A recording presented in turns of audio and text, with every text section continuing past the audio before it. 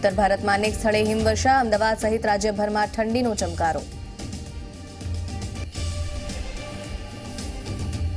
बनासकांठा में ट्रिपल अकस्मात में 4 लोकोना मौत, 5 થી 6 लोग गंभीर रीते इजाग्रस्त, सारवार माटे खसेड़ाया। जसदणनी पेटा चूंटणी माटे भाजपना उम्मीदवार कुंवरजी बावळिया आज 12:39 विजय मुहूर्त में भरशे उम्मीदवारी पत्र। कांग्रेसे हजू पण जाहेर नहीं कर्यो उम्मीदवार।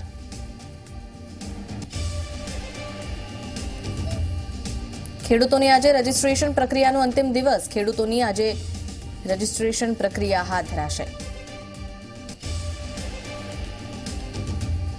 पाटीदारों और राजपूतों बाद अनामत माटे ब्राह्मण समाज पण मैदाने। सोमवारे ओबीसी कमिशन ने करशे रजूआत। आज अर्जेंटीना में G20 समिटनी भव्य शुरुआत। प्रधानमंत्री मोदी ट्रम्प और शिंजो साथे करशे त्रिपक्षीय बैठक। दिल्ली में खेडूतों मोदी सरकार सामे मोर्चो, संसद सुधी फ्लेग मार्चનું आयोजन।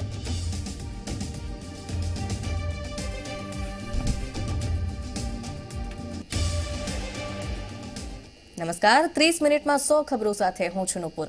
समाचारों पर नजर करिए। आज राष्ट्रीय राजधानी दिल्ली ने खेडूतो बाનમાં लेवाना छे। दिल्ली में खेडूतो संसद भवन सुधी फ्लेग मार्च योजवाना छे। मोदी सरकार सामे देवा माफी सहित मांग पूरी करवा माटे आवाहन करशे।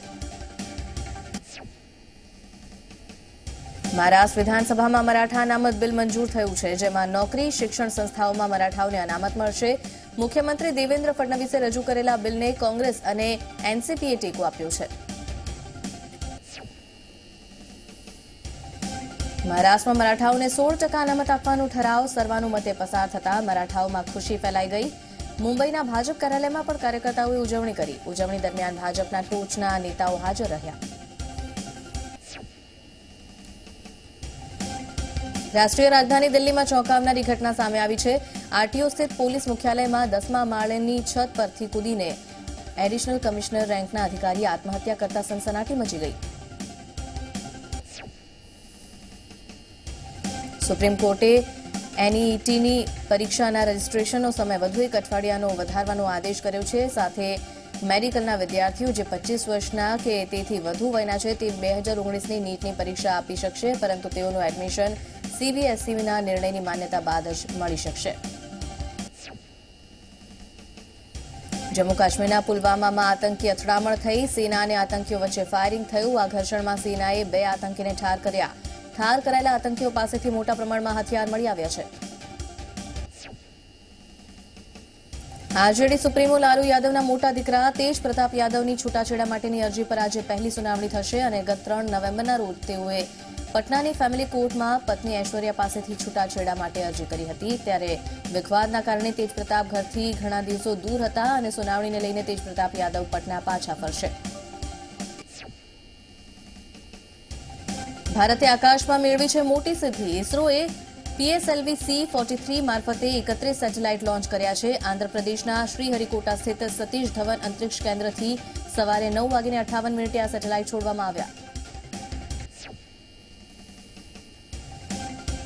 आज प्रधानमंत्री मोदी अर्जेंटीना में G20 समिट में खास हाजरी आपशे। तेओ त्रिपक्षीय बैठक करवाना छे।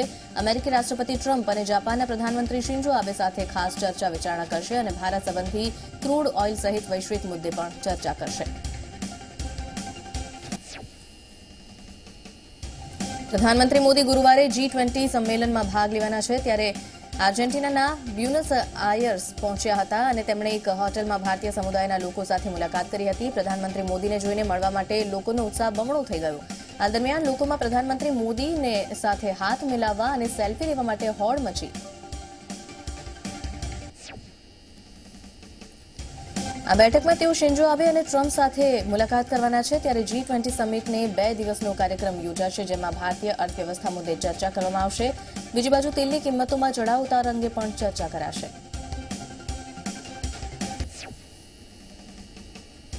काबुलमां ब्रिटननी एक खानगी सुरक्षा कंपनीना परिसरमां तालिबान द्वारा करायेल प्रचंड ब्लास्टमां 10 થી વધુ લોકોના મોત થયા એવા સમાચાર સામે આવ્યા છે। ત્યારે 19 થી વધુ લોકો ઇજાગ્રસ્ત થયા હતા।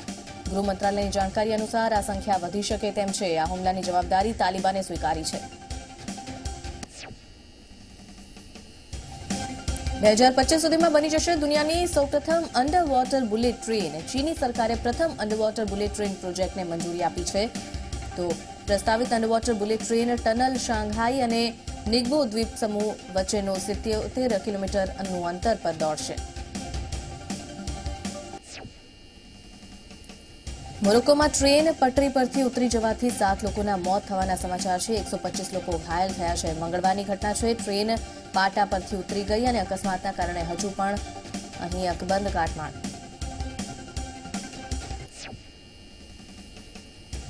સોમાલિયામાં અમેરિકાએ કરેલ હવાઈ હુમલામાં અલ શબાબ આતંકી સંગઠનના 60 આતંકવાદીઓ ઠાર મરાયા છે. 12 ઓક્ટોબરે કરવામાં આવેલા હુમલાની જાણકારી અમેરિકી સેનાએ જાહેર કરી છે. સ્વીડનના સ્ટોકહોમ એરપોર્ટ પર એર ઇન્ડિયાનું વિમાન દુર્ઘટનાગ્રસ્ત થયું. એર ઇન્ડિયાનું પ્લેન બિલ્ડિંગ સાથે અથડાયું અને ઘટનામાં કોઈ ઈજા નથી થઈ. ત્યારે પ્લેનમાં સવાર તમામ 179 યાત્રીઓ સુરક્ષિત છે. જસદણ વિધાનસભાની પેટા ચૂંટણીને લઈને કોંગ્રેસમાંથી ભાજપમાં જોડાયેલ કુંવરજી બાવળિયા ઉમેદવારી ફોર્મ આજે ભરશે. વાજતે ગાજતે ભાજપના કાર્યકરો સાથે તેઓ ફોર્મ ભરવા માટે પહોંચશે. કુંવરજી ફોર્મ ભરતા પહેલા સવારે 9:30 વાગ્યે જાહેર સભા પણ કરવાના છે. ત્યારબાદ બપોરે 12:39 વિજય મુહૂર્તમાં ભાજપના નેતાઓની આગેવાનીમાં ઉમેદવારી ફોર્મ ભરશે. ગાંધીનગરમાં સ્વર્ણિમ સંકુલ 1 ખાતે આજે તમામ જિલ્લાના કલેક્ટરોની કોન્ફરન્સ યોજાશે. મહેસૂલ મંત્રી કૌશિક પટેલના અધ્યક્ષસ્થાને કોન્ફરન્સ યોજાશે. કોન્ફરન્સમાં અછતગ્રસ્ત જિલ્લાની કામગીરીની સમીક્ષા કરવામાં આવશે. ઉપરાંત વહીવટી પક્ષો અને મહેસૂલી પક્ષો પણ ચર્ચાશે. બનાસકાંઠામાં ટ્રિપલ અકસ્માત સર્જાયો છે. પાંથાવાડા ડીસા રોડ પર 2 ટ્રેલર અને કાર અથડાઈ અને ગમખ્વાર અકસ્માત સર્જાયો. અકસ્માતમાં 4 લોકોના ઘટના સ્થળે મોત થયા છે. ઘટનામાં 2 લોકોના સળગી જતા ભડથું થવાથી મોત. તો ઘટનામાં 5 થી 6 લોકોને ગંભીર ઈજા અને તેમને સારવાર માટે ખસેડાયા છે. સમગ્ર મામલે પોલીસે વધુ તપાસ હાથ ધરી છે. અમદાવાદ સહિત રાજ્યભરમાં ઠંડીમાં વધારો જોવા મળ્યો છે. ઉત્તર પૂર્વીય હવાના કારણે ઠંડીમાં વધારો થયો છે. બીજી બાજુ ઉત્તર ભારતના અનેક સ્થળે હિમવર્ષા થઈ હતી. ઉત્તર ભારતના હિમવર્ષાના પગલે રાજ્યમાં ઠંડી વધી છે. ત્યારે આવનારા દિવસોમાં પણ ઠંડીનું પ્રમાણ વધે તેવી શક્યતા હવામાન વિભાગે વ્યક્ત કરી છે. જામનગરમાં ટેકાના ભાવે મગફળીની ખરીદી મામલે ખેડૂતોની આજે રજીસ્ટ્રેશન પ્રક્રિયાનો અંતિમ દિવસ છે. તો રજીસ્ટ્રેશન કરાવવા માટે આજે ભારે ધસારો રહેશે. મગફળી વેચવા માટે પણ મોટી સંખ્યામાં ખેડૂતો એકઠા થશે.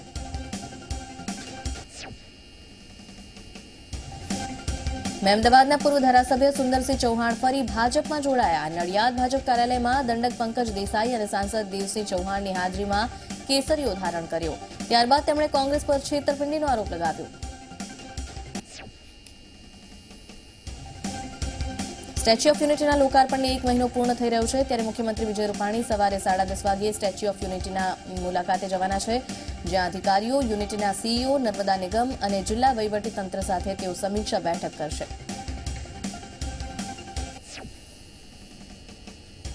ભારત દેશમાં યુવાઓ ઉદ્યોગ સાહસિક બને તે દિશામાં આગળ વધવાના પ્રયાસના ભાગરૂપે વાયબ્રન્ટ યંગ ઇન્ડિયા કાર્યક્રમનું આયોજન કરવામાં આવ્યું. નવા ઉભરતા યુવા ઉદ્યોગકારોને પ્રોત્સાહન આપવા માટે મુખ્યમંત્રી વિજય રૂપાણી અને સીએસએ JN સિંઘ પહોંચ્યા હતા. ગુજરાત કિસાન સંઘ પ્રદેશની કારોબારીની બેઠક મળી, જેમાં ટેકાના ભાવ અને ખેડૂતોની આત્મહત્યા મુદ્દે ચર્ચા કરવામાં આવી.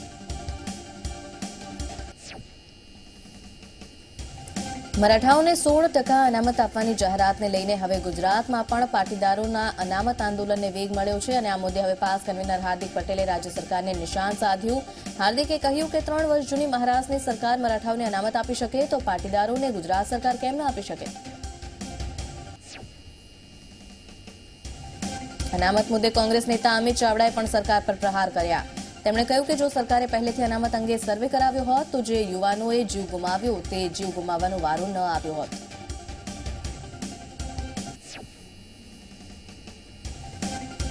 મહારાષ્ટ્ર વિધાનસભાએ મરાઠા અનામત બિલને મંજૂરી આપી ત્યારે પાટીદાર નેતા દિનેશ બાંભણિયાએ જણાવ્યું કે સર્વે કરીને પાટીદાર સમાજની માંગને સ્વીકારવી જોઈએ. મુંબઈમાં મરાઠાઓને 2 વર્ષના આંદોલનના અંતે અનામત આપવાની જાહેરાત થઈ છે. ત્યારે એસપીજીના લાલજી પટેલે નિવેદન આપ્યું કે ગુજરાતમાં 3.5 વર્ષથી આંદોલન છતાં અનામત નથી મળ્યું.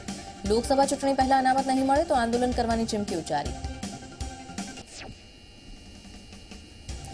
પાટીદારોની અનામતની માંગ સાથે હાર્દિક પટેલના સાથીઓએ ઓબીસી પંચના અધ્યક્ષ સુગ્નાબેન ભટ્ટ સાથે બેઠક કરી. જો કે આ બેઠકમાં હાર્દિક હાજર નથી રહી શક્યો, ત્યારે આ બેઠકમાં મનોજ પનારા, જયેશ પટેલ, ગીતા પટેલ અને ધાર્મિક માલવિયા હાજર રહ્યા હતા. બેઠક બાદ મનોજ પનારાએ કહ્યું કે ઓબીસી કમિશન સાથે યોજાયેલી બેઠક સુખદ રહી છે. જો કે આ પ્રોસેસ ઘણી લાંબી હોવા છતાં અમે તેને ફોલો કરવાના છીએ. સાથે જ પનારાએ ઓબીસી કમિશનનો આભાર માનતા આવનારા દિવસોમાં સારા પરિણામ આવશે તેવી આશા વ્યક્ત કરી.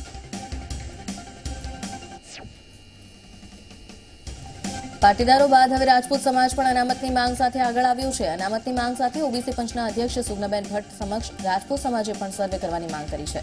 તો ઓબીસી પંચે આ મામલે વિચારણા કરવા જણાવ્યું છે.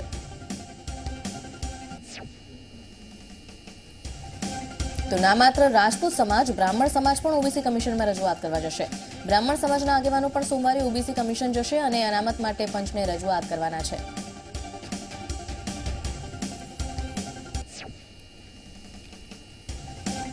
અમદાવાદ શહેરમાં પરિભ્રમણ કરનાર મા ઉમિયા માતાજીનો રથ વસ્ત્રાલ પહોંચ્યો, જ્યાં હેલિકોપ્ટરથી રથ પર પુષ્પવર્ષા કરવામાં આવી. વસ્ત્રાલ વિસ્તારના મ્યુનિસિપલ કાઉન્સિલર અનિરુદ્ધસિંહ ઝાલા દ્વારા હેલિકોપ્ટરની વ્યવસ્થા કરવામાં આવી હતી. અમદાવાદના વસ્ત્રાલ વિસ્તારમાં હાર્દિક પટેલ અને અલ્પેશ કથિરિયાના પોસ્ટર લાગ્યા છે. વસ્ત્રાલમાં મા ઉમિયાના રથ પહોંચવાના છે, ત્યારે પાટીદાર અનામત આંદોલન સમિતિ દ્વારા રથના સ્વાગત માટે હાર્દિક પટેલ અને અલ્પેશ કથિરિયાના પોસ્ટર અહીં રથના આગમન પહેલા લગાવાયા. નાયબ મુખ્યમંત્રી નીતિન પટેલ સારવાર માટે મુંબઈમાં છે. સારવાર બાદ તેઓ રવિવારે ગુજરાત પરત ફરી શકે છે. સારવાર બાદ નીતિન પટેલ 2 સપ્તાહ સુધી આરામ કરશે, ત્યારે સચિવાલય અને જાહેર કાર્યક્રમોમાં હાજરીની શક્યતા નહીવત છે. વિરમગામ વિધાનસભા મત વિસ્તારનું કોંગ્રેસનું સ્નેહમિલન યોજાયું, જેમાં કોંગ્રેસના આગેવાનો ભરતસિંહ સોલંકી, પ્રદેશ અધ્યક્ષ અમિત ચાવડા, નૌશાદ સોલંકી હાજર રહ્યા. તો ધારાસભ્ય લાખભાઈ ભરવાડના કાર્યાલયનું ઉદ્ઘાટન પણ કરાયું. જામનગરની હાપા માર્કેટ યાર્ડની ચૂંટણીનો પ્રારંભ થયો છે. ભાજપના 2 દિગ્ગજ ખેડૂત નેતાઓ સામસામે છે, જેમાં ચંદ્રેશ પટેલ ગ્રુપના સભ્યોના 14 અને રાઘવજી પટેલ ગ્રુપના 15 સભ્યો મેદાને છે. રાજ્યમાં વધી રહેલી બેરોજગારી અંગે કોંગ્રેસ પ્રદેશ પ્રમુખ અમિત ચાવડાએ સરકાર પર પ્રહાર કર્યા. તેમણે કહ્યું કે વાયબ્રન્ટ ગુજરાત એક પ્રકારનો તાયફો છે, જેમાં કરાર થાય છે પરંતુ ધંધો શરૂ નથી થતો. જસદણની પેટા ચૂંટણીમાં ભાજપ અને કોંગ્રેસ માટે નાકની લડાઈ બની ગઈ છે, ત્યારે ભાજપે તો પોતાના દિગ્ગજોની ફોજ જસદણ માટે મેદાનમાં ઉતારી દીધી છે. હવે કોંગ્રેસે પણ જસદણની લડાઈ જીતવા અપનાવ્યું છે માઇક્રો પ્લાનિંગ.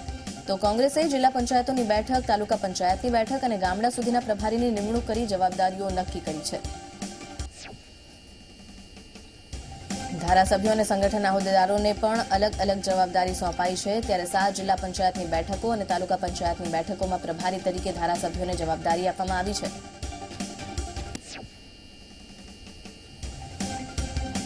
વિરમગામમાં યોજાયેલા કોંગ્રેસના સ્નેહમિલનમાં લીંબડીના ધારાસભ્ય સોમાભાઈ પટેલે ઉશ્કેરણીજનક નિવેદન આપતા કહ્યું કે જસદણની ચૂંટણીમાં ભાજપ કંઈક ને કંઈક અટકચાળો કરશે, પણ ડરતા નહીં. જરૂર પડે તો ધોકાવાળી કરવા માટે પણ તૈયાર રહેજો. ગુજરાત સીએસઆર સમિટમાં ભાગ લેવા કેન્દ્રીય પેટ્રોલિયમ મંત્રી ધર્મેન્દ્ર પ્રધાન વડોદરાની મુલાકાતે આવ્યા. જાહેર ક્ષેત્રની કંપનીઓ અને સીએસઆર વિભાગનું સંમેલન અહીં યોજવામાં આવ્યું હતું, જેમાં ઓએનજીસી, ઇન્ડિયન ઓઇલ સહિતની કંપનીઓએ ભાગ લીધો. નવસારીના વિજલપોર નગરપાલિકાના પ્રમુખ અને બળવાખોર નગરસેવક વચ્ચે થઈ છે રૂપિયાની લેતી દેતી મુદ્દે માથાકૂટ. નગરપાલિકા પ્રમુખ જગદીશ મોદી, ભાજપ કોષાધ્યક્ષ બબલુ શર્મા અને નગરસેવક જ્યોતિ રાજભર વચ્ચે રૂપિયાની ઉઘરાણી બાબતે બબાલ થઈ. નગરપાલિકા પ્રમુખ જગદીશ મોદીએ સોનાના દાગીનાના બાકી રહેલા 35,000ના લેણા મુદ્દે વિજલપુરની ચંદ્રવન સોસાયટીમાં કોમન પ્લોટમાં નગરસેવક જ્યોતિ રાજભરને માર માર્યો હોવાનો આક્ષેપ લાગ્યો છે. બનાસકાંઠા યુથ કોંગ્રેસે કેન્દ્રીય મંત્રી હરિભાઈ ચૌધરી પર લાંચ લેવાના આક્ષેપ સાથે કાંકરેજ મામલતદારને આવેદન આપ્યું અને હરિભાઈ ચૌધરીના રાજીનામાની માંગણી કરી છે. પાટણના સંખારી ગામે પાટીદાર અનામત આંદોલન સમિતિ દ્વારા સ્નેહમિલન અને સંવાદ કાર્યક્રમ યોજાયો, જેમાં હાર્દિક પટેલ, ઊંઝાના ધારાસભ્ય આશાબેન પટેલ, પાટણના ધારાસભ્ય કિરીટ પટેલ સહિતના મહાનુભાવો હાજર રહ્યા.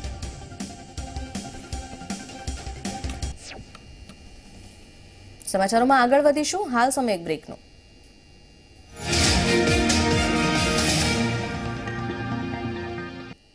Welcome back. અન્ય સમાચારો પર નજર કરીએ। અમદાવાદમાં આવેલા ઘાટલોડિયા વિસ્તારમાં નીલ ગાય જોવા મળી। એએમસીની વોર્ડ ઓફિસમાં અહીં ગાય ફરી રહી છે। ગાયને જોતા સ્થાનિકોએ વન વિભાગની ટીમને પણ જાણ કરી। સુરતના વરાછા ખાતે આવેલા ગીતાંજલિ રોડ પર આવેલ ડાયમંડના કારખાનામાંથી રત્ન કલાકારોને છૂટા કરી દેવાતા ચર્ચાનો માહોલ સર્જાયો છે। જો કે છૂટા કરવાનું કારણ સત્તાવાર રીતે જાણી નથી શકાયું।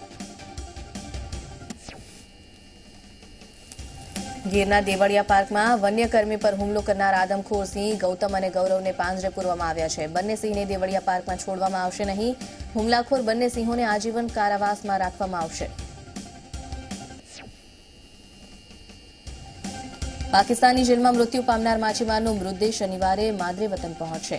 પાકિસ્તાનના કરાંચીથી દુબઈ થઈને આ માછીમારનો મૃતદેહ હવાઈ માર્ગે અમદાવાદ લવાશે અને અમદાવાદથી ફિશરીઝ વિભાગ દ્વારા એમ્બ્યુલન્સમાં કાજરડી ગામે લાવવામાં આવશે। અરવલ્લી જિલ્લામાં ટેકાના ભાવે ખરીદાયેલી મગફળીને માધવ કમ્પાઉન્ડમાં આવેલ સમર્થન ગોડાઉનમાં રાખવામાં આવી છે। 6 ખરીદ કેન્દ્રો પરથી ખરીદેલી મગફળીનો સંગ્રહ સીસીટીવી કેમેરાની દેખરેખ હેઠળ ગોડાઉનમાં રાખવામાં આવ્યો છે। ભાવનગર જિલ્લાના 5 સેન્ટરો તળાજા, મહુવા, પાલીતાણા, ભાવનગર, ગરિયાધારમાં અત્યાર સુધી 25,212 ક્વિન્ટલ મગફળીની આવક થઈ છે। ટેકાના ભાવે ખરીદાયેલી મગફળીને મહુવાના વેરહાઉસમાં રાખવામાં આવી છે।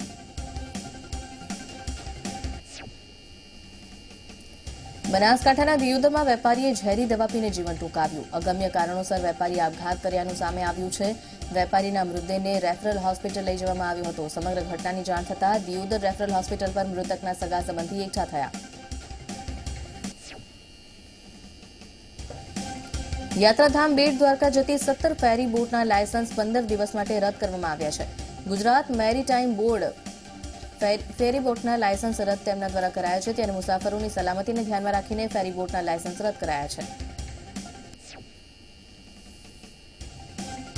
મહેસાણા ગોઝારિયા હાઈવે પર હિટ એન્ડ રનમાં માતા અને પુત્રીના મોતના સમાચાર છે। બાઇક પર જતા પરિવારને કાર ચાલકે ટક્કર મારી અને ફરાર થઈ ગયો।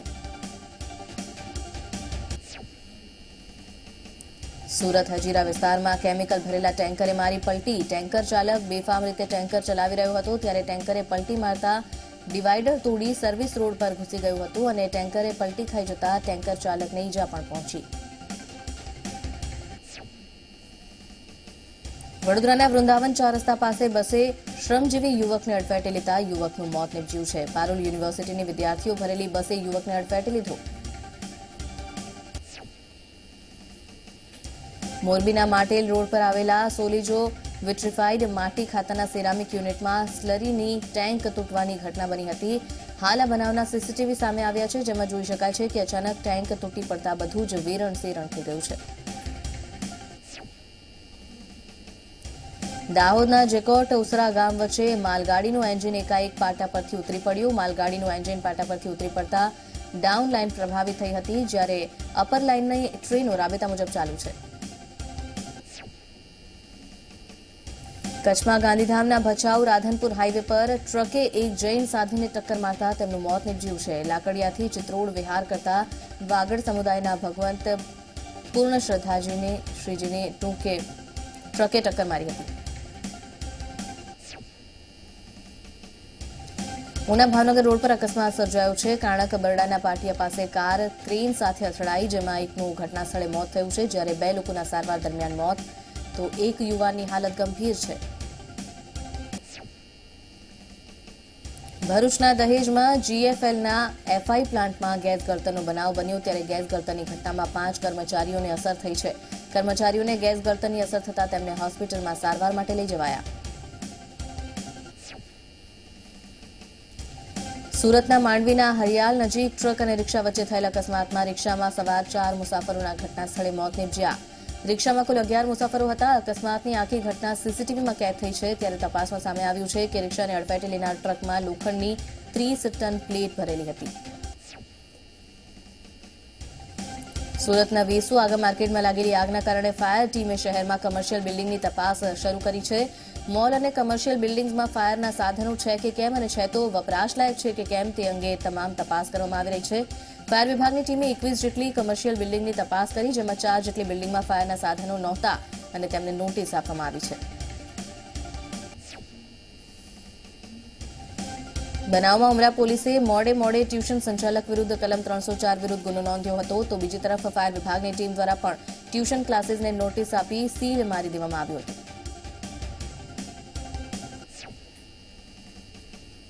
સુરતના વેસુના આગા માર્કેટમાં લાગેલી આગ મામલે 2 લોકોના મોત બાદ પોલીસ જાગી છે. ટ્યુશન ક્લાસીસના સંચાલકો સામે ફરિયાદ નોંધાઈ છે, ત્યારે સરકાર તરફથી આ ફરિયાદ નોંધાઈ, પરંતુ ક્યુરિયસ માઇન્ડ એકેડમીના સંચાલક વિવેક મિશ્રા અને પ્રભાતસિંહ સામે જે ફરિયાદ નોંધાઈ છે તેનો તેમણે ખુલાસો પણ કર્યો.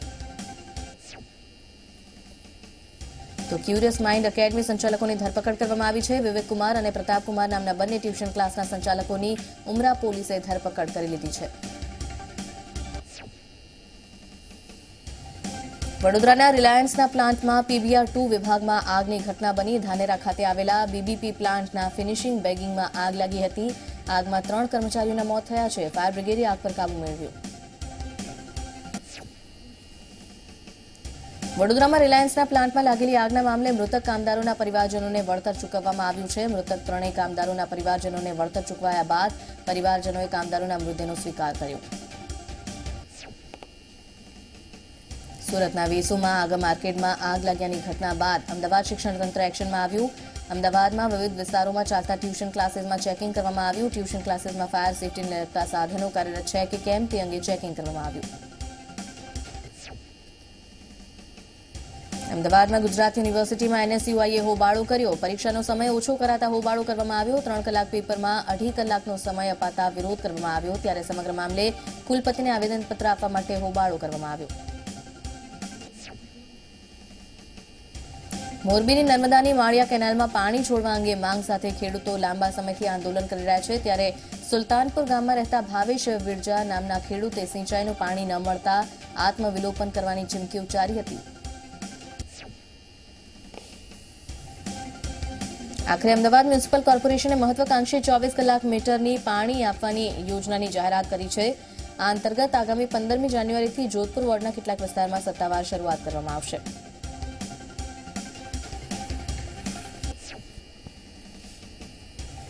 ₹35 કરોડના પાયલટ પ્રોજેક્ટ તરીકે જોધપુર અને સ્ટેડિયમ વિસ્તારમાં કામગીરી શરૂ કરાશે. તેમાં પણ અનેક પ્રશ્નો ઉભા થતા જોધપુર વોર્ડને 6 ભાગમાં વહેંચીને પ્રોજેક્ટને આગળ વધારવામાં આવશે. તો 15મી જાન્યુઆરીથી તે વિસ્તારના લોકોને મીટરથી પાણી મળવાની શરૂઆત થઈ જશે. અરવલ્લીના શામળાજી પાસે મેશ્વો કેનાલનું પાણી કિનારાના ખેતરમાં ફરી વળતા ખેડૂતોને મુશ્કેલીમાં વધારો થયો છે.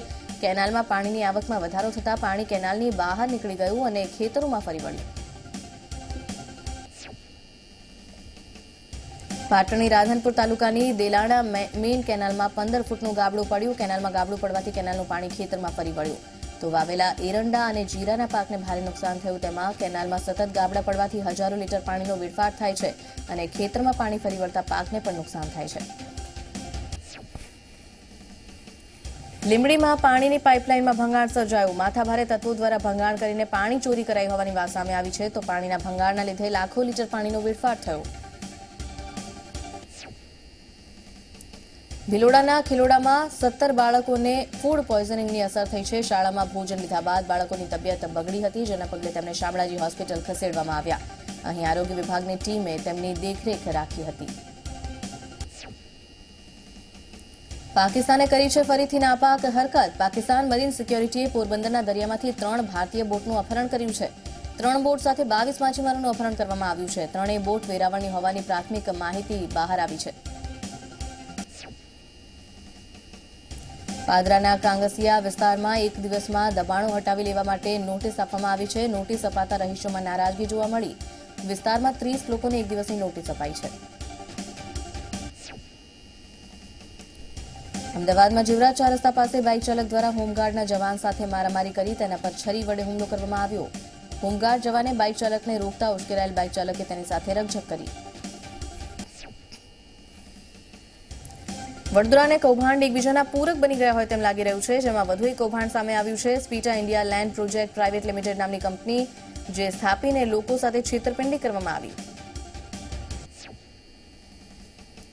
ઉનાના અંકોલાલીમાં યુવકે ઘરમાં જ સળગાવી દેવાના કેસમાં સેશન્સ કોર્ટે તમામ 11 આરોપીઓને આજીવન કેદની સજા ફટકારી છે. 2012માં આંકોલાલી ગામમાં યુવતીને પ્રેમ લગ્નમાં મદદ કરી હોવાનું કહીને યુવાનને પોતાના જ ઘરમાં સળગાવી દેવામાં આવ્યો.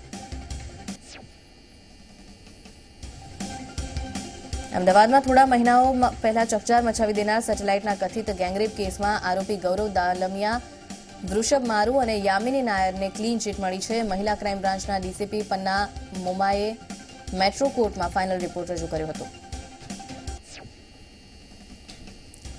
રાજકોટમાં સામાન્ય બાબતે મારામારી કરનાર 4 શખ્સની પોલીસ દ્વારા જાહેરમાં સરભરા કરાઈ. સામાન્ય બોલાચાલીમાં એક શખ્સને ઢોર માર મારવાને લઈને 4 શખ્સોની ધરપકડ કરાઈ હતી. ત્યારે જાહેરમાં ગુંડાગર્દી કરનાર શખ્સોને સબક શીખવાડવા પોલીસે તમામ આરોપીઓને જાહેર માર્ગ પર ફેરવ્યા હતા. 260 કરોડના કૌભાંડી અને નેપાળથી પકડાયેલ વિનય શાહની પૂછપરછમાં થયા છે ઘણા મોટા ખુલાસા. અત્યારે વિનય શાહ અને તેની ગર્લફ્રેન્ડ ચંદા થાપા નેપાળના રેવન્યુ વિભાગની કસ્ટડીમાં છે. આ બંનેની પૂછપરછમાં ખુલાસો થયો છે કે વિનય શાહ નેપાળમાં બૌદ્ધ ધર્મ અપનાવી નવું નામ અને નવી ઓળખ સાથે લુંબિની શહેરમાં કાયમ માટે સ્થાયી થવાનો હતો. વિનય શાહે નેપાળમાં 1 કરોડની કિંમતનું મકાન ખરીદ્યું હતું. ગુજરાતમાંથી વિનય શાહને ભાગવામાં મદદ ચંદા થાપાએ જ કરી અને આખો પ્લાન પણ તેણે જ બનાવ્યો.